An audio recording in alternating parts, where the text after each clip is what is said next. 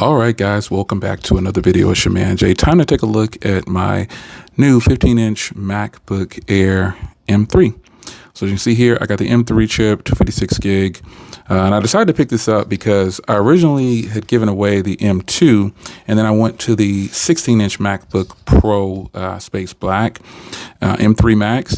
That device right there is nothing I can travel with. So the M15 Air is really light and it's just as powerful, I've noticed. So I'm contemplating not keeping the M3 Max for my on-the-go MacBook because this laptop right here is definitely a powerful laptop. I didn't think it would be that much more powerful than the M1 because that is what Apple compares it to, the M1. They don't compare it to the M2.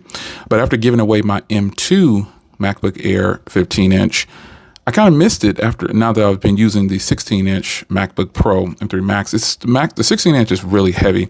This one right here is super lightweight. As you can see, I went with Space Gray again. It's a safe bet to go with Space Gray for these MacBooks. But looking around the side here, you got the same ports. You got the MagSafe and then two Thunderbolts. And the good part about that is you can run two monitors with the lids closed. Two big 5K monitors with the lids closed, so that's cool. But you still have that headphone jack and the easy open there. And this body is just a really sleek laptop. MacBooks are the #1 selling laptops in the world, period.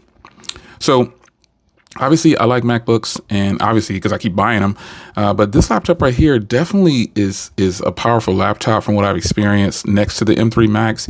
And it makes me question, I still have my M1 Mac Studio, where I do, I guess, heavy editing, because I don't really have a heavy editing channel, but I really like this MacBook right here. So I had to get another one. It just happened to have the M3 chip, and I get a good discount at Apple. So screen is still beautiful. It's a liquid retina display. The full-size keyboard is really nice. I think a lot of people will really enjoy this laptop.